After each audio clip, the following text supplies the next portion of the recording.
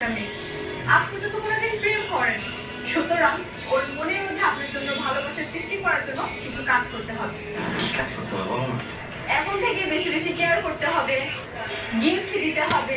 আর আপনি যখন ওকে গিফট দেবেন তখন আমি বলবো কি, বিয়ের আগে এত কিছু, বিয়ের পর তো মাথায় তুলে রাখবেন।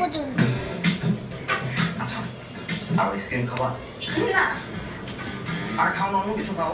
না না থাক। এখন শুনে দিলাম, এটা শেষ হওয়া আপনি পর্যন্ত যখন আপনাকে গিফট দেবেন তখন আপনি সারাক্ষণ এই গিফট নিয়ে ভাবতে থাকবেন। আর শেষ হওয়া যখন এটা নিয়ে পর্যন্ত ভাবতে থাকবেন তখন আপনার প্রতি মায়ায় জড়িয়ে যাবে।